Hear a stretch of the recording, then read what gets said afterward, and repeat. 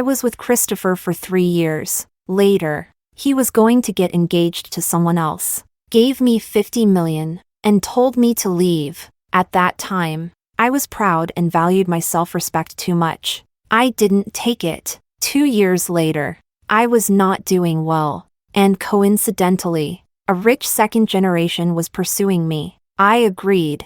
The day we got together, he took me shopping. I didn't hold back and picked items with a 7-figure price. But when it came time to pay, his card was declined. The man was extremely embarrassed and quickly mentioned his cousin, who was said to have a significant status in North City. My cousin seems to be nearby. I can have him come over. I agreed. In the next moment, seeing the man who appeared in front of me, I was dumbfounded.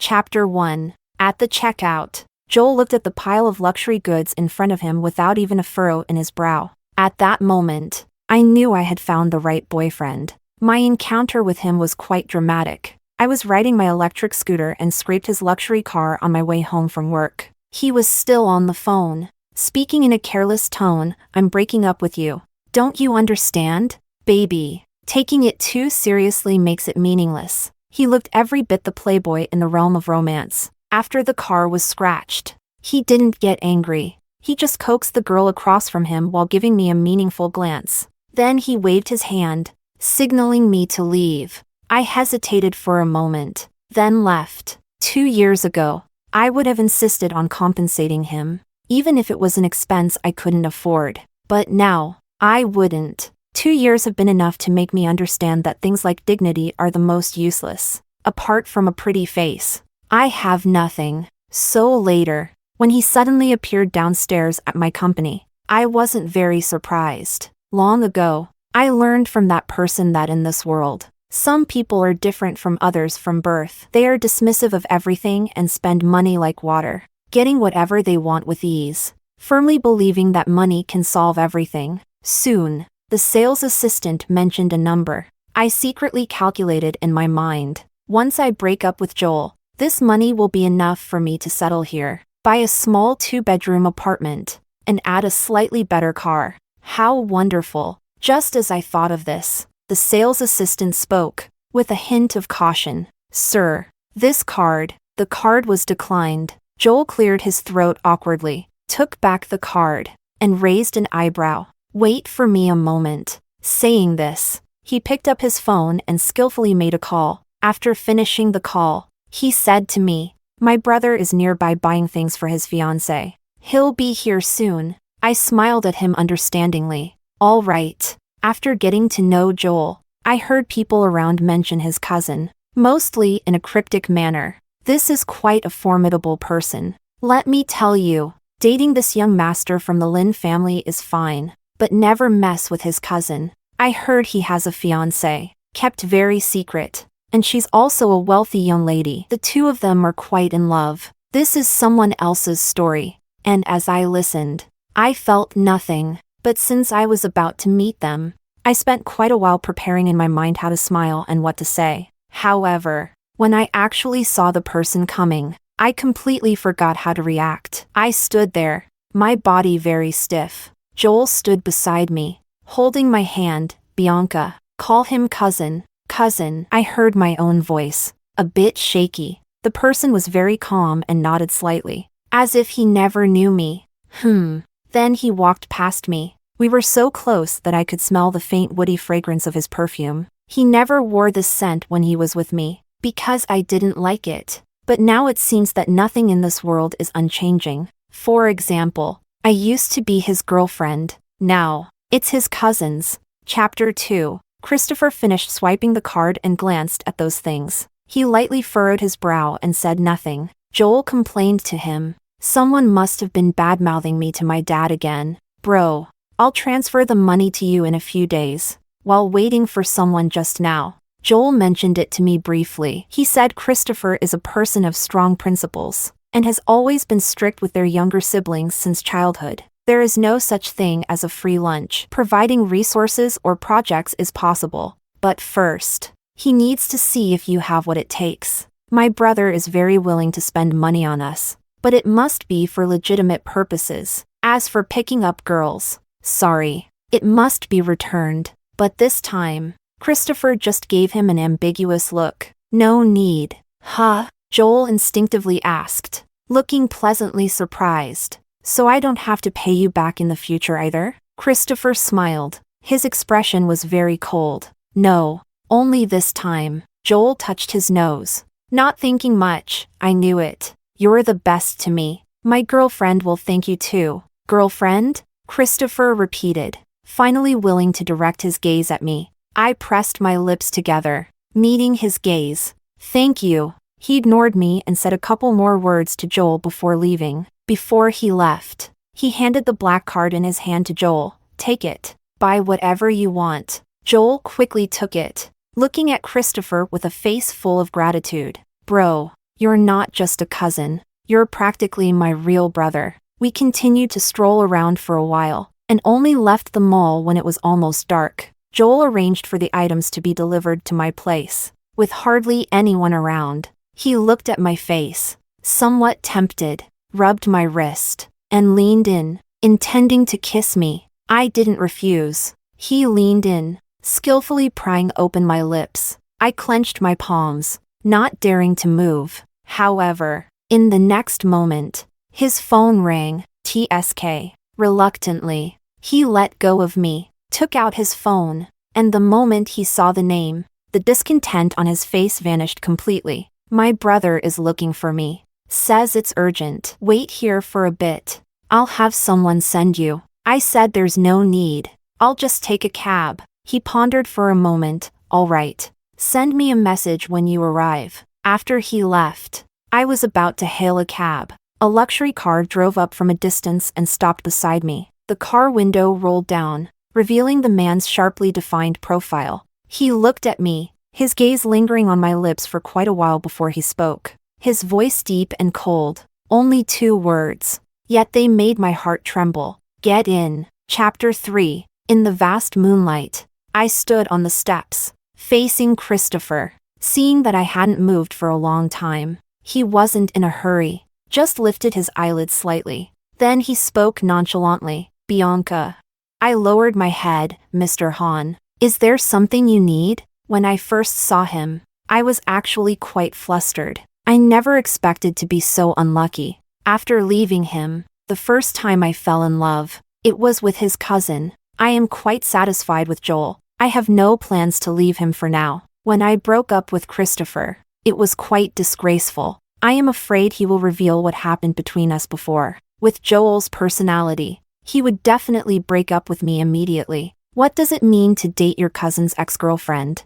Not to mention, he respects Christopher so much, looking at him like an idol. Christopher stared at me intently. After watching for a while, he suddenly chuckled quietly, with a bit of confusion and full of sarcasm. You don't think I still have any feelings for you, do you? I didn't expect him to say such a blatant thing. I felt a bit embarrassed, because that's exactly what I was thinking just now. From the moment we met until now, at least 2 hours have passed. In other words, he did nothing here and was just waiting for us to come down. Then, he sent Joel away, and asked me to get in the car. The night was hazy, with just the 2 of us alone. We had once done so many intimate things, even when we parted ways. He actually still liked me a lot. I still remember. That day we sat together having dinner. He sat across from me, peeling shrimp for me. He was very attentive, knowing I loved to eat them,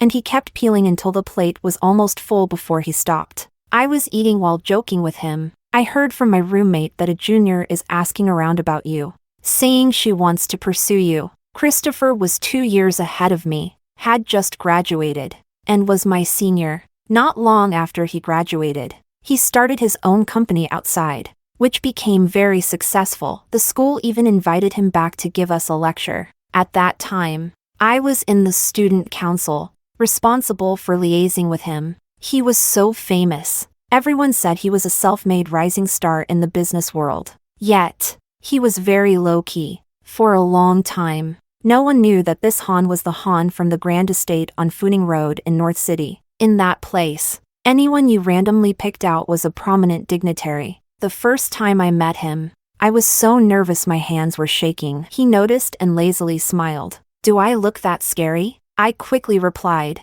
"No." He had a naturally good appearance and carried an indescribable aura. At that time, many girls in the school were infatuated with him. Later, we interacted a few more times, and it was quite ambiguous. His replies to my WeChat messages evolved from just 1 or 2 words to long sentences. My roommate noticed and exclaimed that there was potential. Being young and easily swayed, I couldn't hold back and confessed to him under the streetlight. Then I took the initiative to kiss him on the cheek. The moon was particularly round that night. He lowered his gaze, looked at me for a while, then sighed softly, as if he had no choice with me. "Have you thought it through?" After that day, we were together. Only a few people knew, just a few of my roommates at school. At this moment, in the luxuriously decorated restaurant, Christopher remained silent for a long time after I told him someone wanted to pursue him. My smile faded, unsure of his intentions. "What? Do you really want to be with my junior?" He wiped his hands, then looked up and interrupted me, speaking very seriously. "No, I want to marry you." Chapter 4. Click. The fork in my hand fell onto the table, making a noise, reserved and dignified as he was. In the 3 years we were together, those were probably the closest words to a love confession he ever said. His gaze was very dark, staring at me motionlessly. I smiled.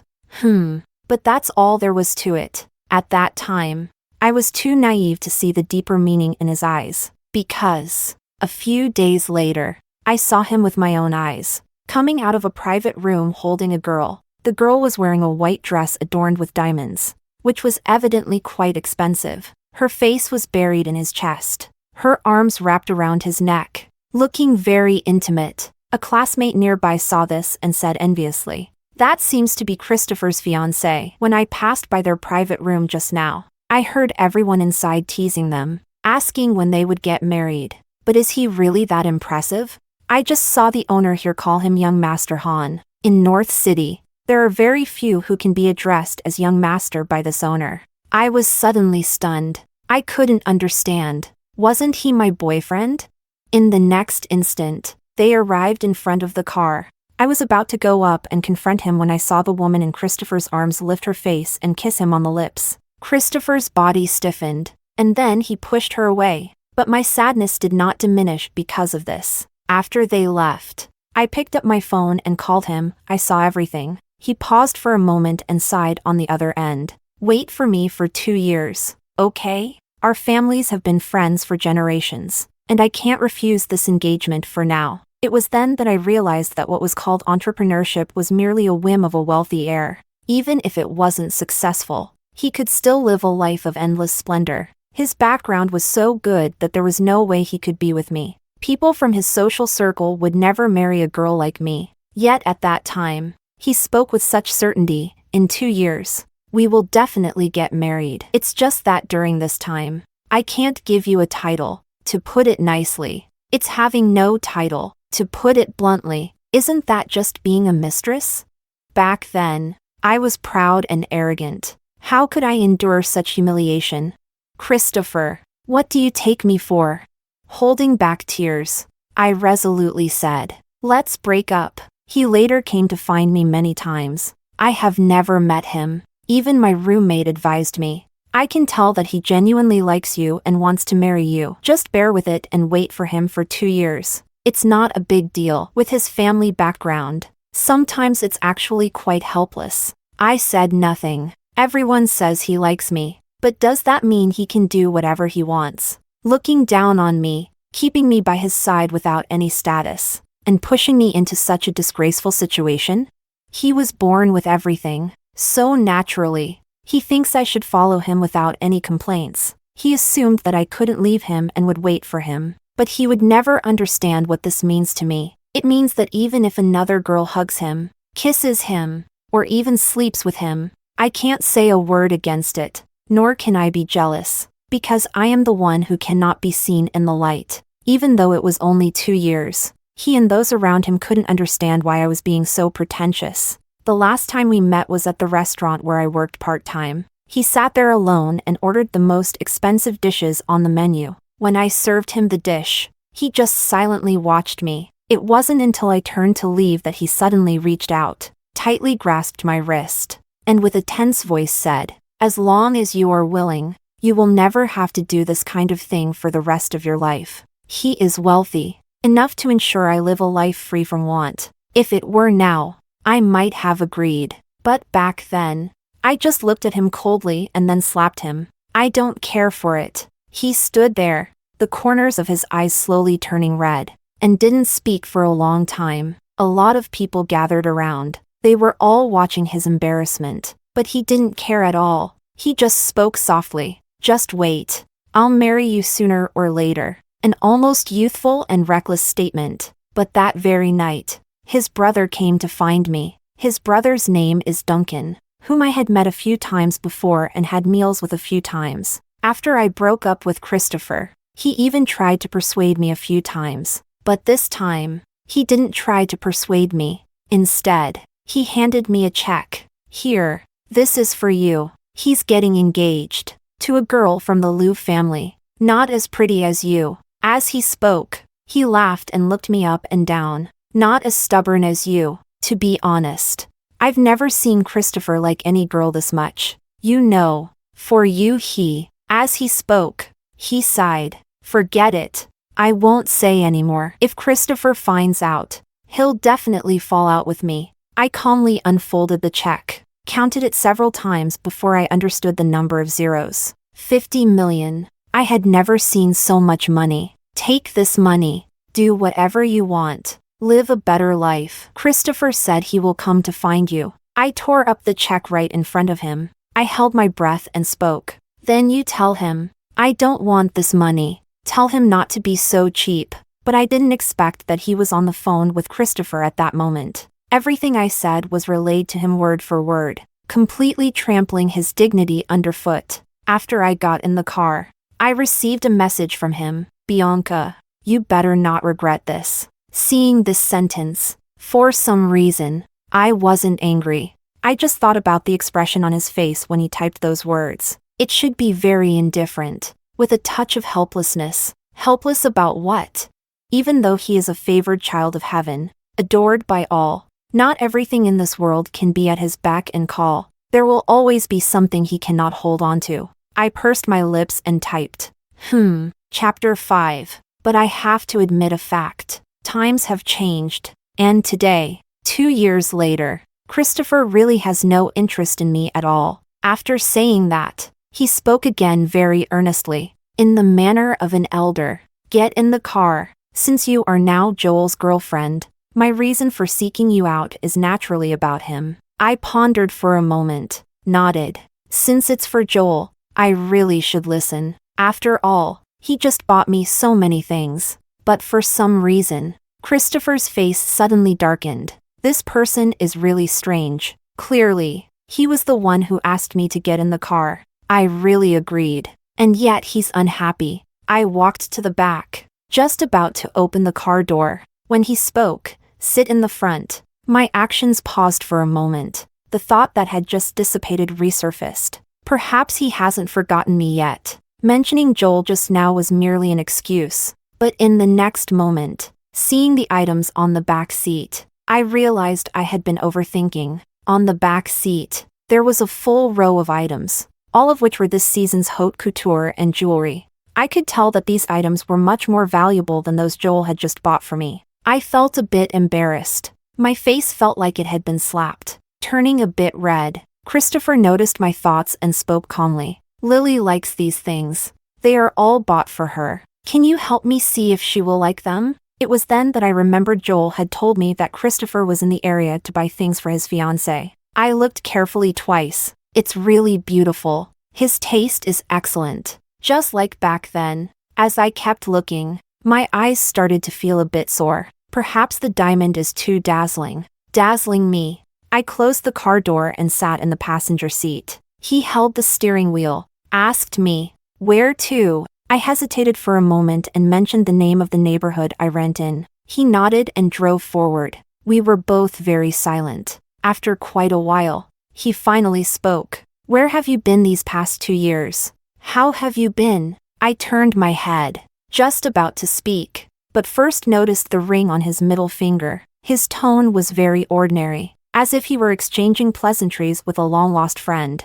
I smiled and said, "Pretty good." Chapter 6. Not good. Not good at all. Not long after leaving him, my father developed a gambling addiction. He racked up a mountain of debt outside. He couldn't take it and jumped off a building. Debt collectors came to my house every day, and I was forced to move frequently. My mother remarried shortly after divorcing my father and has never cared for me all these years. I've borrowed from all the relatives around me. At that time, no one was willing to help me. I also thought about going back to find Christopher. The debt collectors were banging on the door outside, and I hid inside, trembling as I dialed that string of numbers I knew by heart. The phone rang for a long time before it was answered. It was Christopher's voice, very hoarse. There was also a female voice beside him. "Christopher, where's my strap? Did you throw it on the floor?" What they were doing was self-evident. I hurriedly hung up, then covered my face and burst into tears.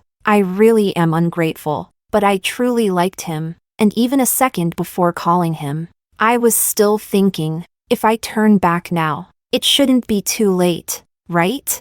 However, he didn't give me the chance. Perhaps, even if I had agreed to stay by his side without any status, this outcome would have happened sooner or later. He would abandon me and fall in love with his fiancée, the rumored gentle, graceful, and elegant heiress of the Liu family. Christopher listened and responded with a hum. After a while, he received a call. It was from Lily Liu. Christopher's expression instantly softened. I was right next to him, listening to him chat with his fiancée. He was quite patient. No matter what was said on the other end, he would respond earnestly. I didn't look at him again until he hung up the phone. "Joel is going to have an arranged marriage in the future. That girl has quite a temper. You should break it off with him as soon as possible. Otherwise, in the future, if something happens again." At this point, his tone paused. "As Joel's cousin, I won't side with you." I was silent for a long time,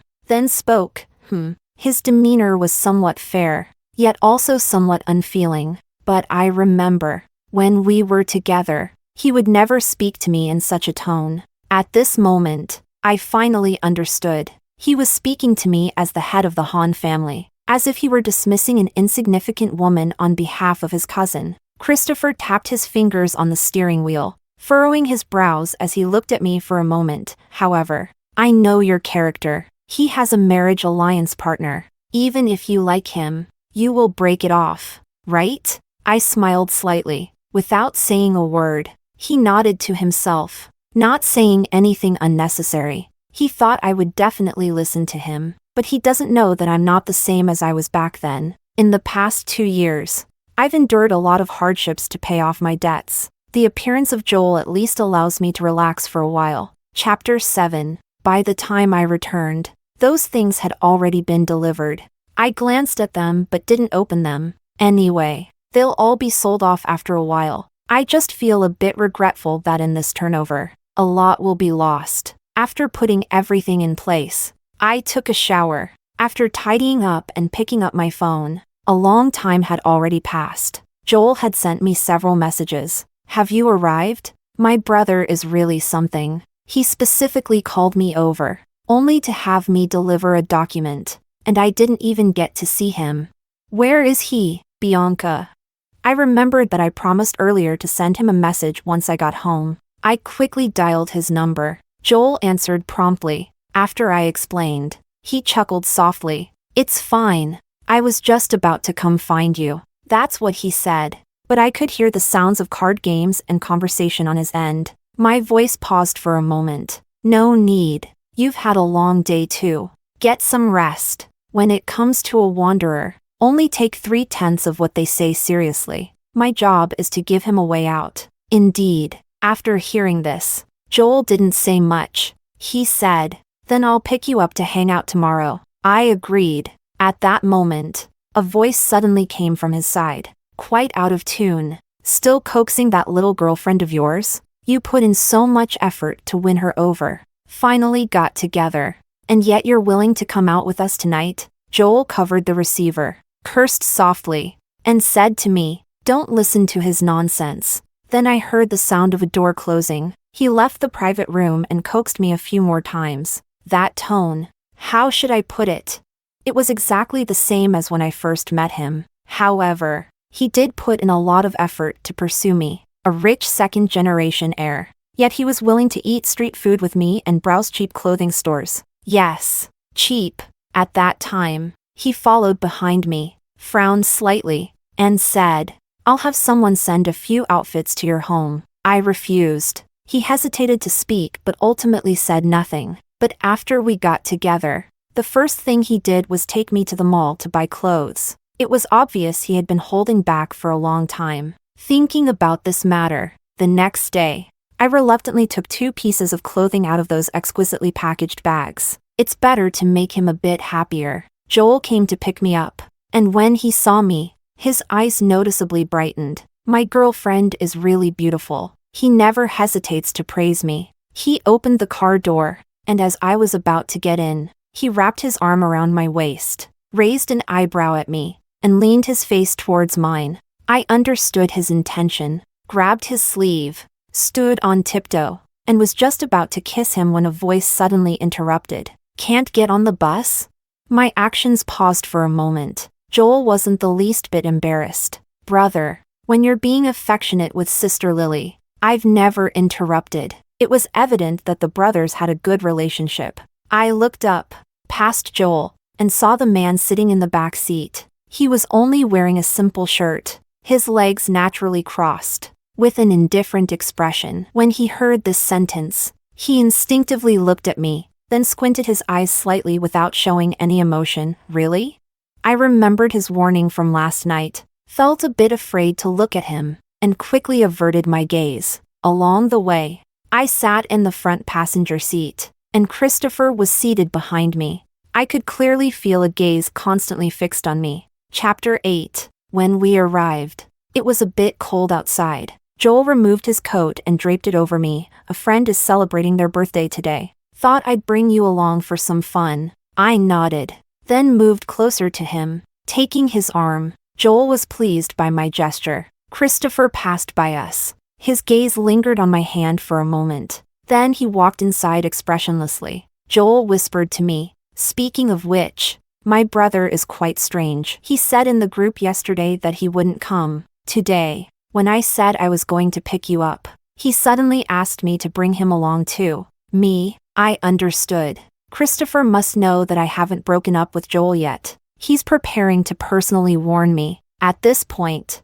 Joel seemed to remember something and continued. "He used to have a pretty good temper, but starting about 2 years ago, it hasn't been so good. Over the years, apart from Lily, I haven't seen him treat any woman nicely. 2 years ago, this time of year, was too sensitive." I felt a bit awkward and asked casually, "Aren't they married yet?" "They've been engaged for 2 years. Joel also didn't think there was anything wrong with my question, that I don't know. Entering the private room, it was quite large and lively inside. There were also many people. I casually found a corner and sat down. Joel kept me company for a while, then was called away to play cards. After a while, someone came over with a glass of wine. "Sister, have a drink?" I recognized the voice. It was the person who teased Joel on the phone yesterday. I'm actually not bad at holding my liquor, but last year, because I was so short on money, I came to this kind of place.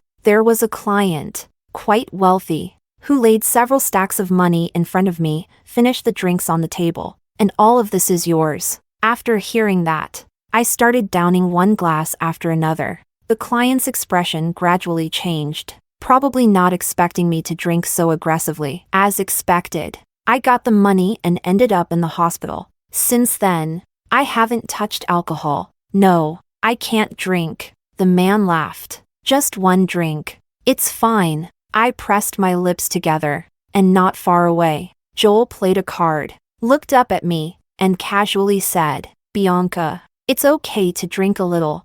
I'm here." "Exactly. Don't be so disrespectful." Joel's previous girlfriends were all very straightforward. Instinctively, I glanced at Christopher in the corner. Our eyes met, and he was also looking at me. Someone noticed the scene and, intending to flatter Christopher. Asked him, "What do you think, Christopher?" Christopher, upon hearing this, swirled the wine in his glass, adopting a detached demeanor, and chuckled lightly. I felt an indescribable sensation in my heart for a moment. The person who once defended me in every way now has someone else in their heart. It's normal for them to treat me like this. I took a deep breath and accepted the glass of wine. Cheers erupted all around. The person handing me the drink was eager for drama. "Sister, why not drink it all in one go?" Joel's former girlfriend, that super beautiful model, drank several bottles in a row last time. I thought, if I really considered Joel my serious boyfriend, with his friends treating me like this, I would definitely throw the entire drink in his face. But to me, he was merely a piece of driftwood picked up by someone in dire straits. At that moment, I remembered someone telling me that one of Joel's girlfriends was dumped by him because she was too reserved when they went out. He thought such women were uninteresting. I picked up the wine glass, just about to drink, when a hand suddenly snatched the glass from me and splashed it on the face of the person who had just urged me to drink, then kicked Joel's chair. Joel was startled, almost falling over. "Brother?" Christopher laughed, his eyes cold. "Is poker so fun? You don't even care about your girlfriend anymore." Joel was stunned for a moment, then quickly scolded his friend, "Don't get my girlfriend drunk. She's timid." Christopher just stood by the side. In the second half, he never looked at me again. Chapter 9. At the end of the event, Joel had drunk too much. His driver was waiting at the door and helped him into the car. I was about to get in the car when I realized my phone was missing. I had no choice but to borrow a phone from the driver. I've used this phone for many years, and it's still in good condition. I'd be quite reluctant if I lost it. After a while, it connected. I breathed a sigh of relief. "Hello. Did you find my phone? Where are you now?" "I'll go. It's me." The man's voice was deep, yet carried a tone that brooked no argument. He continued, "Bianca, I'm waiting for you next to the private room from earlier." Holding the phone, Joel had just sobered up a bit and looked over. "What's wrong? Aren't you getting in the car?" On the other end, Christopher seemed to chuckle softly. He said, "Ignore him." I thought for a moment, handed the phone back to the driver, made up an excuse to Joel, and retraced my steps. I decided to be honest with Christopher that I would eventually leave Joel, and he really doesn't need to warn me repeatedly for his cousin's sake. Besides, Joel's character is something he should understand better than I do. His concern is somewhat unnecessary. Entering the private room, I pushed open the door, only to find it completely dark inside. I reached out to turn on the light. Just as my hand touched it, someone grabbed my wrist. The strength of his grip was astonishing. In the next moment,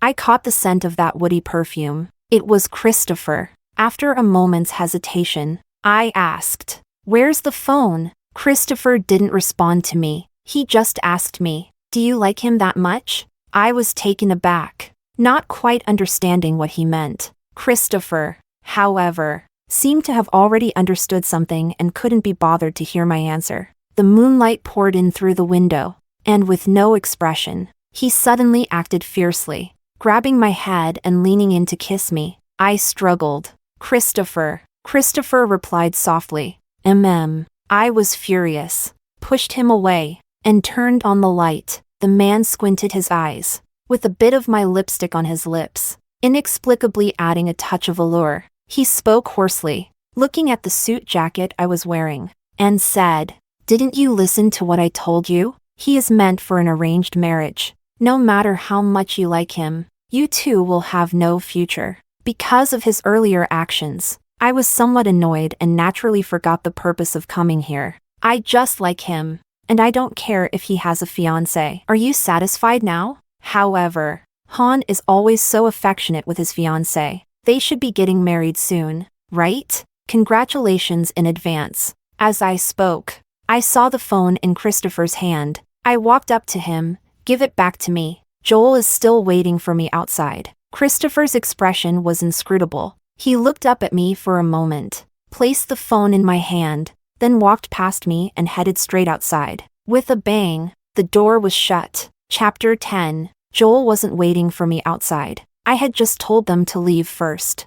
I took a cab myself, and after returning, I lay in bed, unable to sleep for a long time. I find it increasingly difficult to understand Christopher. He is clearly so in love with his fiancée. Yet he just did that to me. It's all so crazy. However, after thinking about it, I figured he probably had a bit to drink, wasn't quite clear-headed, or perhaps was too angry that I didn't appreciate his gesture, yet still refused to leave Joel. In any case, it wouldn't be because he was still pining for me. After that day, Joel became even more attentive to me, but neither of us brought up the matter proactively. Not long after, he took me to the villa for a getaway. His friend was there too, chatting with him on the terrace.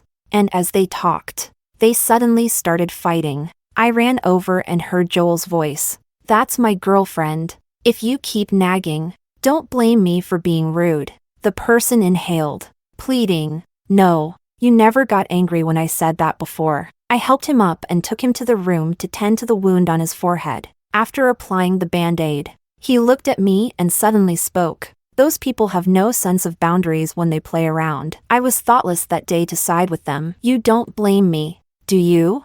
I instinctively replied. "No, I remember all the good you've done for me. They're your friends. I don't mind. And I haven't even had enough time to like you yet." I said this quite smoothly. Didn't feel anything was amiss. But when I looked up, I saw Joel looking at me intently. After a moment, he smiled and said, "Come closer to me." I leaned in, thinking he was going to kiss me, but he just lowered his head and tucked my loose hair behind my ear, saying, "It's messy." He was actually quite frivolous before, but after that day, he started to treat me with great courtesy. Many times at night, he would walk me downstairs, but he would just ruffle my hair and say, "Go back." Then he would sit in his car, waiting until he saw my light turn on before leaving. He rarely takes me to those occasions anymore. He is quite a sociable person, yet he seldom has the patience to accompany me in doing things I like. I asked him,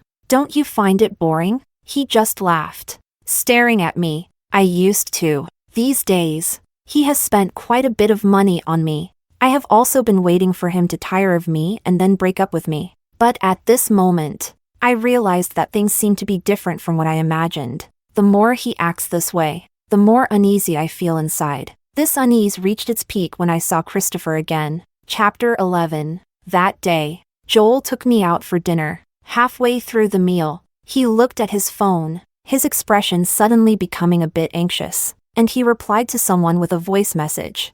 "I almost forgot what day it is today. Where's the venue booked?" "What day?" He didn't say, but I think I know. July 11th. Christopher's birthday. Joel, as his top fanboy, would usually take the lead in booking the venue and sending out invitations. This time, however, he was so focused on dating me that he forgot about it. Clearly, I wasn't the only one who thought so. I heard the voice message sent by Joel's friend. "I know you've been busy dating lately. What's up? Getting serious? Christopher is right next to me. He wants you to bring your girlfriend over." After listening to the voice message, Joel looked smug as he typed away on his phone. As for what he said, he didn't let me see. My mind was filled with the voice message I just heard. Christopher, does he want him to bring me over? The last time we met, it didn't end well. He actually wants to see me again. I sighed. Fine, let's meet then. You can avoid it for a while, but you can't avoid it forever. As long as I'm still with Joel, I'm bound to see him. After dinner, he took me to get a makeover, picked out an outfit, and then took me to the car. When we arrived, I realized it was at Christopher's villa. I wandered around with Joel for a while and then went to the restroom. Coming out from there, I unexpectedly ran into someone. It was Duncan. He was leaning against the wall waiting for someone, and when he saw me, he almost lost his balance and started stammering. "Bye, Bianca." I was also stunned and nodded. Duncan looked me over for a moment, then clicked his tongue after a while. He acted quickly. Did he already win you back? Such a big thing. And he kept it from me. He misunderstood. He thought I was here because of Christopher. I opened my mouth, just about to explain, when Joel already walked over. standing by my side. "Brother Duncan, weren't you abroad?" You actually rushed back. As he spoke, he introduced me. "This is my brother's best friend. I've called him brother since I was little. You can just call him that too." I pursed my lips. "Brother Duncan." Duncan looked as if he had seen a ghost. After all, in the past, he was the one who called me sister-in-law. "Brother Duncan, this is my girlfriend, Bianca." At this moment, Duncan could no longer remain calm. "Wait, she's your girlfriend? This isn't right, is it?" He looked at me. "Aren't you with?" Just then, another voice came from not far away. "Duncan, I've been looking for you. Come over." It was Christopher. He was wearing a well-tailored suit, his features sharp, and compared to before, the change was quite significant.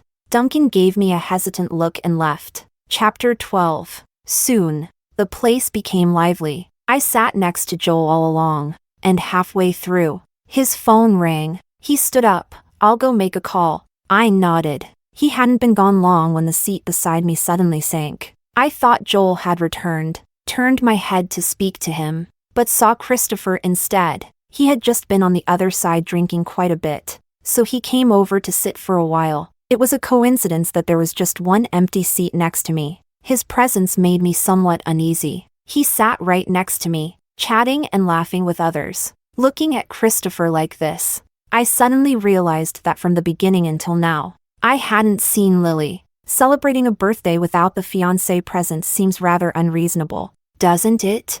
For some reason, Joel never returned. I later found out that he was taken away by Duncan. By the end, Joel was completely drunk. Christopher noticed and said to me, "I've prepared a room. Stay here for the night." I instinctively refused. "No, I'll just head back." He laughed, with a hint of threat. "Don't you like him a lot? You probably wouldn't want him to know about us, would you?" I was speechless. I had no choice but to stay here. I've been to this place many times, and I even have my own room. It was Christopher who arranged it according to my preferences, but I didn't expect that after 2 years, this room would remain almost unchanged from when I left. As if someone had been cleaning it regularly, Christopher stood by the door and suddenly said, "What I told you before, I wasn't lying." I was stunned for a moment. Then I understood. He was talking about the matter of Joel having a marriage alliance partner. I asked, "So, you still want to persuade me to break up with him?" Under the bright lights, Christopher looked at me for a long time. His gaze was deep, and he lowered his head slightly, as if finally conceding. He asked, "Have you slept with him?" I pressed my lips together and said nothing. Christopher, however, seemed to take it as a given, and after a moment of silence, he spoke. "I can help you. His family, his fiancée, I can handle them all." He said these 2 sentences in an offhand manner, but I knew. How could it be that simple? Back then, it was so difficult for him to marry me, let alone Joel Lynn, who relies on the Lynn family's wealth for everything. Moreover, I just wanted to make some money. How did it come to this? I think he truly is a good person. Yet ironically, when I was most helpless, he wasn't there. Joel is someone I've watched grow up. He's serious about you.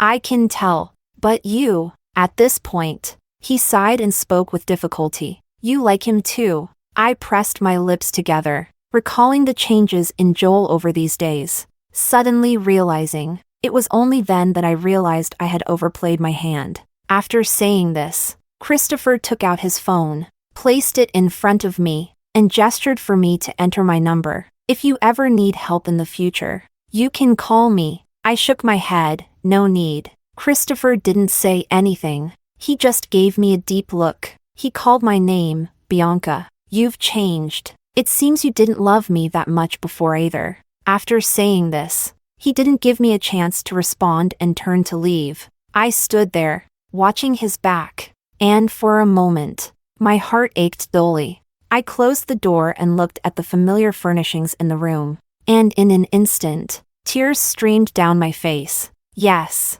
I have changed. I shamefully stayed with Joel for money, thinking it was just a fleeting romance, and that he wouldn't take it seriously anyway. But now it seems that's not the case. Not to mention, in Christopher's eyes, I did it willingly because I liked Joel. Clearly, it's the same situation. They both have a fiancé. Yet with Christopher, I was so resolute, unwilling to leave any room for retreat. Chapter 13. The next day. Because I had to work, I left early in the morning. At noon, Joel woke up and called me several times. I didn't answer. I sent him a message. I'm sorry. I was with you just for the money. Let's break up. Time really can change many things. I never thought that one day I would write such a line myself, admitting that I am a gold digger, admitting my own baseness. After that message, Joel didn't reply to me. He drove straight to my place. He insisted on getting a clear explanation. Did someone talk to you? Is that why you said this to me? I said no, but he didn't believe me. His face immediately darkened, and he left with a cold expression. Before leaving, he even told me to wait for him. Soon, I knew what Joel went to do, because that evening Christopher appeared downstairs at my house. A cigarette was between his fingers, unlit. As he quietly watched me, Joel went to the Lin family today and caused a scene, insisting on marrying you. Did you break up with him? I nodded, not hiding it. Yes. Christopher seemed puzzled. For money? Do you think I'd believe such nonsense? I looked at him. It's true. I don't like him at all. Just like you said. I've changed now. I'm vain and extremely greedy. Christopher pressed his lips together. After a long time, he finally smiled. A very self-deprecating smile. He pointed at himself. Then look at me. Am I not wealthier than him? You didn't take the check back then. Now, I'll add another zero. How about you and me? I looked at him, my fingertips trembling. As he spoke, he had already lowered his head, trying to touch my shoulder. His movements were actually very gentle, with a hint of caution. Brother? At that moment, not far away came the voice of Joel. He looked at us in disbelief. You too? Christopher was very calm. He looked at Joel with composure. Joel, I forgot to tell you, she was my first love. Joel's expression was fixed on us, as if trying to stare a hole through. After a while, he let out a cold laugh. So the reason you didn't let me repay the money that day was because it was bought for her? Did you help her avoid drinking and invite her to your birthday party just because she was your first love? The romantic escapades of the Han heir are known to almost everyone in their circle, especially Joel. He had just returned from studying abroad, indulging in the pleasures of the bar, surrounded by companions, only to hear that his cousin, whom he had admired since childhood, was going to marry an ordinary girl. He even faced family discipline for it, saying he wanted to go out and establish his own household. Sitting on a bar stool, flicking ash from his cigarette onto the floor, he asked, "Has my brother gone mad?" At that time, he thought he would never fall for a woman, but now it seems, not only did he fall, it was for the same woman. Isn't this a joke? Chapter 14. By the time I realized it, Joel had already rushed up and punched Christopher in the face. What's wrong with first love? She's my girlfriend now. Christopher smiled. Not anymore. And I even thought about letting you two be together. It's her who doesn't like you. Joel was so angry he jumped up and down. But you already have Lily. Even if Bianca isn't with me, it's none of your business. They fought for quite a while, and it was unclear when Christopher made the call. In any case, it wasn't long before someone came to take Joel away. Christopher looks somewhat ridiculous right now. There is a bruise at the corner of his eye, and his shirt has a torn seam. Of course, Joel isn't much better off. But none of us laughed. I just looked at the ring on Christopher's hand and spoke calmly. You are both getting married, and it seems like your relationship is quite good. It's better not to say such things in the future. Christopher frowned. No, I didn't understand. What? After you left, I looked for you. I was stunned, but I understood. It was quite difficult. At that time, I would move to a new place every now and then, severing all ties with people I had known before. Christopher continued. Lily and I are not real. What I said before about 2 years was not a joke. In a while, I will officially announce the dissolution of our engagement. But Joel said, since our reunion, Joel has mentioned Lily a few times, saying that their relationship was very good. Christopher laughed. Even he couldn't be fooled. Do you think my family would believe it? I won't speak anymore. He spoke again. I admit, seeing you together drove me mad with jealousy. I looked at the man in front of me, recalling the countless days and nights spent with him. I remembered that night when I saw him holding Lily. I thought the same. I am jealous. Truly, the world is unpredictable. I lifted my head. Do you know? I called you too. That night, you were with Lily. Christopher frowned, and after a while, he spoke. It's a bit hard to say. That day, I mistook her for you, but nothing happened between us. I sighed. But a missed opportunity is just that, a missed opportunity. A broken mirror is hard to mend. I could play along with someone like Joel, a playboy, for money. Yet I dare not gamble on Christopher again. He wants to marry me, but it's not that easy. I can tell that now he has a certain amount of capital. Such capital even gives him the confidence to suggest helping Joel be with me. But this also means he has to give up some things, even if he is willing now. In the future, as his feelings for me gradually fade, will he still be willing? Cinderella and the prince are destined to exist only in fairy tales. Not long after, I heard that the Lin family had placed Joel in the branch office in City A. Before he left, he stood outside my building all night. I didn't see him. He sent me a message. Just wait for me. I'll eventually be richer and more capable than him. I thought you genuinely liked me. Sigh. My affection was exhausted that night when I called Christopher and heard another girl's voice. Chapter 15. The next day, I met Duncan. He accompanied his female companion shopping.